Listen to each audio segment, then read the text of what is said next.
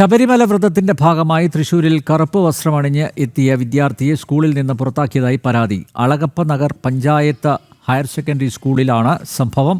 Science ഗ്രൂപ്പിലെ 2 വിദ്യാർത്ഥികളെയാണ് class ടീച്ചറും staff സെക്രട്ടറിയും ചേർന്ന് ക്ലാസ്സിൽ നിന്ന് ഇറക്കിവിട്ടത്. സ്കൂളിൽ BJP, കോൺഗ്രസ്, CPM നേതാക്കളും നാട്ടുകാരും പ്രതിഷേധവുമായി എത്തി. വിവരങ്ങളുമായി സാനു കെ സജീവ് ചേരുന്നു. സാനു, എന്തുകൊണ്ടാണ് ഈ കറുപ്പിനോട് ഇവർക്ക് അലർജി?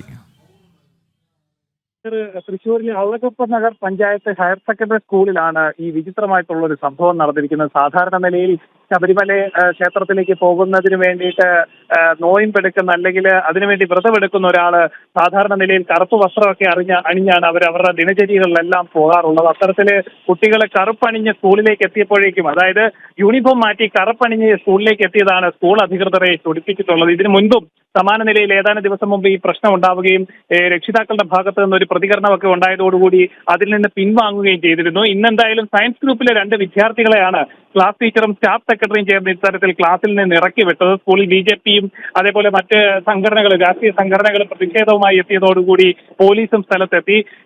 അവസാനം പോലീസും സ്കൂൾ അധികൃതരും തമ്മിൽ ചർച്ച നടത്തുകയായിരുന്നു. ഈ വിദ്യാർത്ഥികൾ അവരുടെ ബാഗും പുസ്തകങ്ങളും അടക്കം ക്ലാസ് മുറിയിൽ വെച്ച് തിരികെ വീട്ടിലേക്ക് പോകുന്ന ഒരു സാഹചര്യം ഉണ്ടായത്.